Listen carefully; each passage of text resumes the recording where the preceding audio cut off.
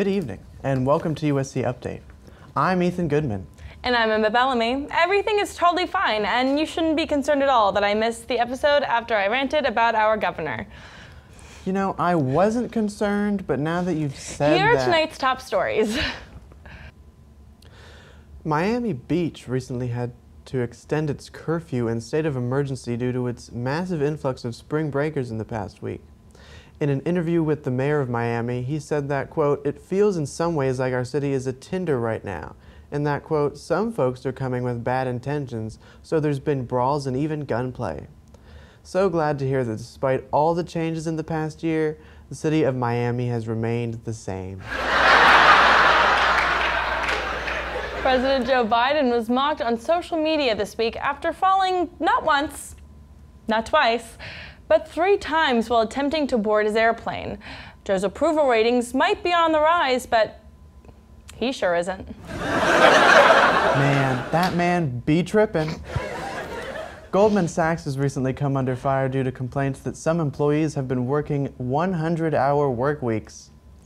As a response, the Goldman Sachs CEO, David Solomon, announced that he would try to get them Saturdays off, which has got to be the most cold-hearted thing they could possibly do. I mean, that'd be like, oh, I don't know, if a university replaced your spring break with, you know, a day off every once in a while and called it wellness days. Thankfully, we don't have to deal with that. Right, Emma? Right. There's something like the relaxing feeling of having a random Tuesday off when you live in Columbia, South Carolina. You can listen to the train horns as they shake your apartment, get harassed while walking into a CVS, or spend minutes fighting for a parking spot at Jay's. The calming possibilities are truly endless here. Zack Snyder's Justice League, the director's cut of the film originally released in 2017, was released for streaming on HBO Max this past week. Reviews indicated that this version was an improvement over the original. However, there was criticism of the film's over 4-hour-long runtime. With a runtime as egregious as that, I highly doubt I'll ever see it, especially since the last time I had to deal with something lasting longer than 4 hours, I had to see my doctor immediately. David Dobrik is receiving backlash this week as details from a 2018 Vlog Squad video came to light that men allegedly pressured underage women into having sex with them by giving them copious amounts of alcohol. Dobrik addressed the scandal by posting a YouTube video titled "Let's Talk" and turning off the comments on the post. Come on, David, we've all seen this move before. This is just like when my dad wants to work on our relationship but immediately gaslights me when I address our problems. Or like when the university wants to open up a discourse on mental illness by letting us pet dogs. You don't want to facilitate conversation, you just want to say that you tried. The Grammys happened a few Sundays ago now, with the biggest winner of the night being Beyonce with 4 awards. Plenty of other artists won too, though, including, to her surprise, Billie Eilish for Record of the Year for her song Everything I Wanted. During her acceptance speech, however, Billie Eilish expressed that she felt the award should have gone to Megan Thee Stallion. So, I guess you could say that, ironically enough, that Grammy was probably the last thing she wanted. You know what? This poor girl is getting so much heat for always apologizing for winning Grammys. I wouldn't be surprised if she issues a Notes app apology apologizing for apologizing. You would think she would be less apologetic. I mean, she is the bad guy. Duh. Joe Biden celebrated his 2nd month in office this week by, you guessed it, tweeting a photo of him and Kamala walking down a hallway. I'm starting to feel like Joe may have a higher step count than me. Should we be walking down hallways more? Think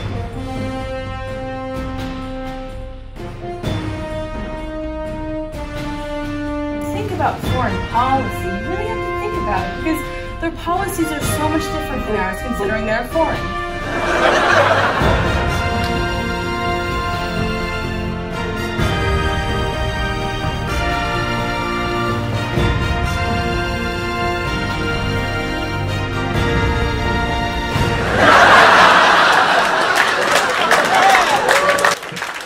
more coming for you, Joe and Kamala. Ikea recently released a new pillow which folds out to be both a head-to-toe jacket and sleeping bag. Where was this technology during in-person classes? National Poison Prevention Week kicked off on Sunday. Wait, Poison Prevention Week? Yes, Poison Prevention Week. Oh gosh, I thought it was Poison Invention Week. Why would there be a week dedicated to inventing new kinds of poison? I don't know, like we live in America. It seems like something that would be happening. You invented a new kind of poison, didn't you? Actually, I just filled up a water bottle full of PJ from the frat lots this weekend. I thought it was close enough. I mean, I don't think the fraternities got the memo on what week it was. A Virginia police officer was shot during an attempt to catch an escaped cow after receiving an animal complaint on Saturday evening. The officer went to the hospital later that evening to receive treatment for a non-fatal injury. Unfortunately, Roseanne Barr is still on the loose. Oscar nominations were revealed last Monday on March 15th. The film Mank seems to be the most favored by the Academy as it has 10 nominations, 4 more than any of the next most nominated films. Such an outcome has left many puzzled because many believe the film to be Oscar bait. Funnily enough, Oscar bait was also what I was called when I was on To Catch a Predator in 6th grade. Gamecock baseball took a hit this week. No, they didn't. Okay, fair enough. Let me try that again. Gamecock baseball made history this week with a 6 no-hit game losing streak, making it the first time we've sucked this badly at something other than football in 30 years. You know, I'm running out of defenses for USC. If we aren't a football school or a baseball school, what are we? A women's basketball school. We have a women's basketball team? I thought Liam explained this to you last week. You know, I'm pretty sure that guy just came in and made things up. He also said something about a Women's History Month, as if that's a thing. Look, I watched Promising Young Woman this week. You were already on thin ice just from being a man alone. I would tread lightly, my friend. Speaking of men who may or may not have got what they had coming, a man was arrested in Detroit last week after stabbing 8 people during a fight at a hookah bar. The man was later released from a holding and all charges against him were dropped. At the end of the day, the police decided to let him off the hookah. The founders of a San Francisco startup named Ubiome are being charged with conspiracies to commit fraud, including security and healthcare fraud. The company, likened to many other fraudulent startups like Theranos, purported to offer a service that would analyze the customer's poop and compare it to other poop. Can you believe this shit? A 25-year-old San Diego man was arrested after illegally entering the San Diego Zoo's elephant exhibit with his 2-year-old. Police said that the man wanted to take a picture with the elephant, but upon entering the exhibit, the elephant began to charge them. I guess that guy was a real Dumbo. I feel bad, though. This man is going to have to live with this dumb mistake for the rest of his life. It's always going to be the elephant in the room. I get charged by elephants all the time in my Facebook comments, though, so I empathize. Sticking with the theme of Dumbos, America's favorite political advocate, Kanye West, was estimated to be worth $6.6 billion last week. Wait, Kanye? Wasn't this man broke like last year? Yes, but honestly, I can relate to that. I went from having negative $7 in my bank account to getting my STEMI check. That's what the cool kids are calling stimulus checks this week. Getting guac on my Chipotle order? Yes, I deserve it. Why not? 3 bottles of wine at Trader Joe's? Of course, I'm the queen. Want to Venmo me for the Uber that we shared last night? No, girl. Keep your money. Beautiful. A true rags to riches story. A Trump wax figure in Texas had to be taken down this week because people kept punching it in the face. What's the joke? Oh, nothing. I think that's great. I bet he looks even better after the fact.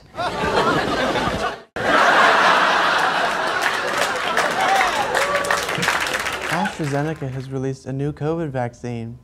I might be wrong, but isn't AstraZeneca a depression medication they advertise during Jeopardy? If so, I'll take 5. I'm all about 2-for-1 deals. I know those commercials. Is that the one where the lady's wearing a mask to hide her depression, but by the end, like, she gets to take her mask off? Damn, they really don't want us wearing masks, do they? I don't think AstraZeneca does. Recently, there has been speculation that Matthew McConaughey may actually run for governor of Texas. When addressing the speculation, McConaughey said that while he wasn't dead set on running at the moment, it's definitely something that he's considered. He also added that if he were to run, his platform would be to make everything all right, all right, all right. He also promises to legalize weed, and lots of it. A man who needs no introduction or Halloween costume, Prince Phillip, underwent successful heart surgery last week for a pre-existing condition. However, images released of him traveling home from the hospital led many to question his durability, I guess we'll say. Heart surgery may have not been enough to kill Prince Phillip, but we've come up with a couple USC things that will be sure to take him out on the spot. Like the potholes on Two Notch Road. The smell of Breaker's Life. The horny State House squirrels. Any property owned by Governor McMaster. The uneven bricks on the horseshoe. Hip Hop Wednesday. The campus emergency tests on Fridays at noon. The ground at the frat lots. Bull Street Hill.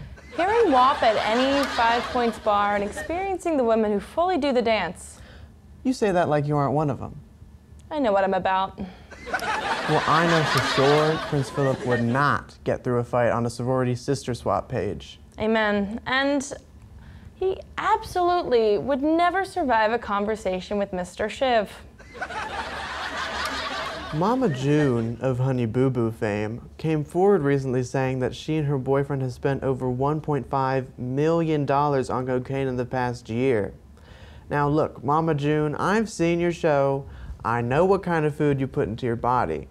I frankly can't imagine what the Mountain Dew budget was like on set. So you don't have to be worried about how nice and expensive your drugs are.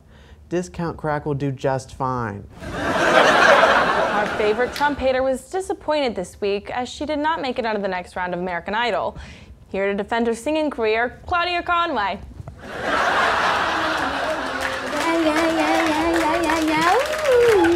Wow, girl. Wow, Claudia, that's wow. Yeah, I know. I'm really good. I don't need you to mansplain my talent to me. Well, all right. So Claudia, Katy Perry told you that this week was the end of your American Idol journey. Yeah. Can you believe that? It's like me being on the show was just a publicity stunt to get that washed up show's viewings up and to prove to America that I'm not still locked up in my parents' basement. I mean, I was never locked up in my parents' basement. Please don't send me back there, Mom. My TikTok fans need me. They need my music. Okay, well, we thought that we would give you a second chance here on USC Update and possibly name you USC Update's next top idol. Oh my gosh, I've always wanted to sing for a news show. I've actually been writing my own originals, if you want to hear. Sure, girlfriend. Oh, the news, it's so important. It's how the people get their information in America. I'm touched, Claudia. As much as I'd like to sing you out, I have a few words before we close out. I would like to say, on my own free will, that a few weeks ago I made some outrageous and exaggerated false claims about my apartment, a property owned by Governor McMaster. They were extremely fabricated and false, and I love my apartment so much. I think it is so safe and beautiful, and it's just like the state of South Carolina. after McMaster was put into office. I would be crazy not to vote for him and also not to renew my lease. I would live in a McMaster property forever. Emma, you really have me concerned. This has been USC Update. I'm Emma Bellamy. Seriously, are you good or? And this is Ethan Goodman. Thank you and good night.